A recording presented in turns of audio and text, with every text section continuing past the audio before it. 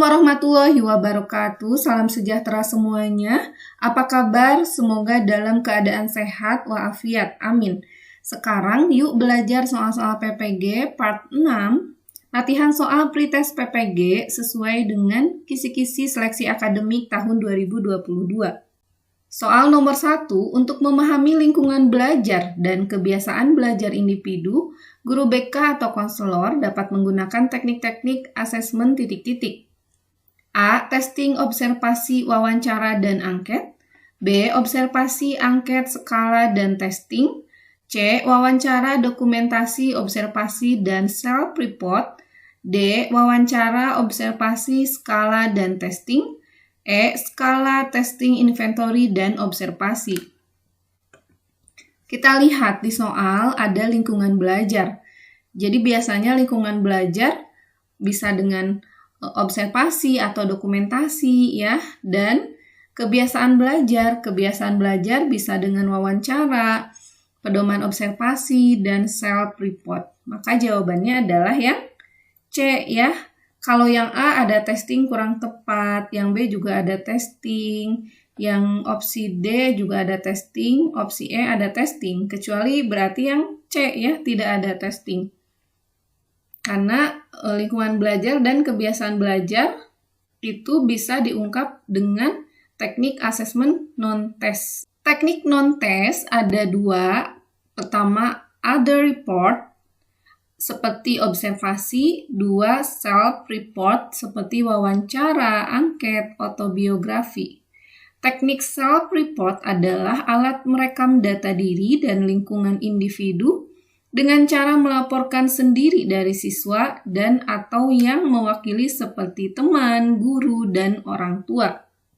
Soal nomor 2, beberapa siswa kelas akhir mengalami kecemasan yang tinggi menghadapi ujian akhir sekolah. Untuk membantu siswa-siswa tersebut, maka program layanan bimbingan dan konseling yang tepat adalah titik-titik. A. Bimbingan kelompok. B. Konseling individual. C. Konsultasi orang tua. D. Bimbingan klasikal. Kita lihat di soal, kata kuncinya adalah beberapa. Ingat ya teman-teman, kalau ada kata beberapa, 20% atau sekitar 25%, itu biasanya kelompok ya. Berarti yang opsi B dan D itu di skip karena individual dan klasikal. Kemudian masalahnya, siswa mengalami kecemasan yang tinggi menghadapi ujian akhir sekolah. Jadi tidak perlu konsultasi orang tua ya. Guru BK atau konselor bisa melakukan bimbingan ya. Bimbingan kelompok. Maka jawaban yang tepat adalah opsi A. Soal nomor 3, tujuan bimbingan kelompok untuk 1. Menghilangkan perasaan kurang percaya diri dan rendah diri yang tidak sesuai dengan keadaan diri. Dan 2. Membiasakan diri untuk sanggup menerima dan menghargai orang lain. Apabila tujuan bimbingan kelompok seperti yang disebutkan di atas, maka teknik bimbingan kelompok yang digunakan titik-titik. A. Psikodrama. B. Sosiodrama. C. Diskusi kelompok. D. Homeroom. Jawabannya adalah B ya, sosiodrama. Karena di soal ada kurang percaya diri dan rendah diri, kemudian membiasakan diri untuk sanggup menerima dan menghargai orang lain. Ini lebih kepada kehidupan sosial, di mana pengertian sosiodrama lebih mengarah pada permainan peranan yang digunakan untuk mengembangkan keterampilan hubungan sosial, lebih bersifat preventif dan pengembangan. Nomor 4, lulus kuliah tepat waktu itu sangat penting. Dan kalau saya tidak bisa lulus kuliah tepat waktu, maka saya gagal. Kondisi tersebut mencerminkan jika pribadi tersebut bermasalah karena titik-titik. A. Adanya condition of work. B. Mengalami inkongruensi. C. Melakukan sikap defensif. D. Mengalami disorganisasi. Jawabannya adalah A ya, adanya condition of work. Penjelasannya, ini adalah asumsi tingkah laku bermasalah menurut person-centered. Pertama, condition of worth, yaitu penerimaan yang diperoleh hanya bila seseorang memenuhi keinginan orang lain, seperti orang tua, pasangan, teman, seperti di soal ya. Jadi dia menganggap kalau lulus kuliah tepat waktu itu sukses, kalau tidak tepat waktu itu gagal. 2. Inkongruensi adalah kesenjangan antara self-concept dan pengalaman. Misalnya, seseorang yang menyukai kebenaran. Ketika dihadapkan pada ketidakbenaran, dia akan cemas.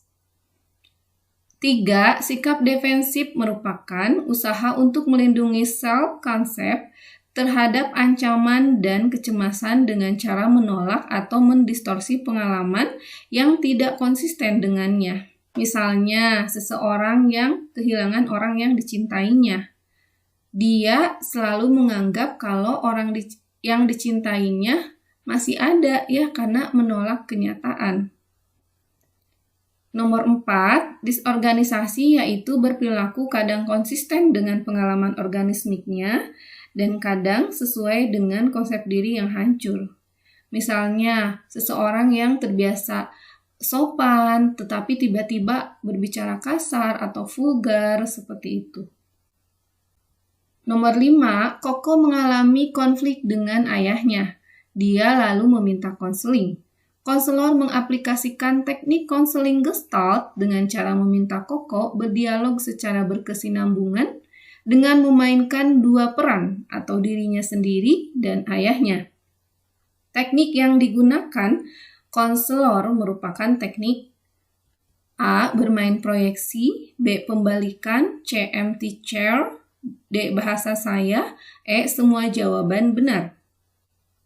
Di soal ada kata kunci memainkan dua peran. Ingat ya, ada top dog versus underdog ya. Jadi ini jawabannya yang tepat adalah C ya. Menurut Peirce atau tokoh konseling Gestalt, individu tersiksa oleh kedua kekuatan dari dalam, yaitu top dog dan underdog yang selalu berlomba ingin mengontrolnya. Asumsi tingkah laku bermasalah adalah pertentangan antara kekuatan top dog dan keberadaan underdog. Top dog itu apa? Yaitu kekuatan yang mengharuskan, menuntut, mengancam. Sedangkan underdog adalah keadaan defensif, membela diri, tidak berdaya, lemah, pasif, ingin dimaklumi. Teknik kursi kosong. Pada dasarnya, teknik kursi kosong suatu permainan peran yang semua perannya dimainkan oleh konseli. Konseli dikondisikan untuk mendialogkan dua kecenderungan yang saling bertentangan, yaitu top dog versus underdog. Misal kecenderungan orang tua lawan kecenderungan anak, kecenderungan bertanggung jawab lawan kecenderungan masa bodoh, dan lainnya. Teknik kursi kosong sebagai teknik yang efektif untuk membantu konseli dalam memecahkan konflik masa lampau dengan orang tua atau dengan orang lain yang ada di lingkungannya, atau menuntaskan urusan yang tak selesai atau unfinished business ya. Menurut Corey 2007 dalam Yusi Riksa Yustiana dan kawan-kawan tahun 2016 halaman 98, teknik kursi kosong dilakukan dengan langkah-langkah sebagai berikut. Pertama, 2 kursi diletakkan di tengah ruangan. 2, konselor menjelaskan penggunaan 2 kursi kosong sebagai top dog dan underdog. 3, konseling menentukan mana dari 2 kursi itu yang menjadi top dog dan mana yang menjadi underdog. 4, konselor meminta konseli duduk di satu kursi dan memainkan peran top dog, kemudian berpindah ke kursi lain, memainkan peran underdog. 5, konselor membahas berbagai polarisasi dan introjeksi-introjeksi yang muncul dalam permainan kursi kosong tersebut. Demikian teman-teman yang bisa saya sampaikan. Terima kasih atas perhatiannya. Wassalamualaikum warahmatullahi wabarakatuh.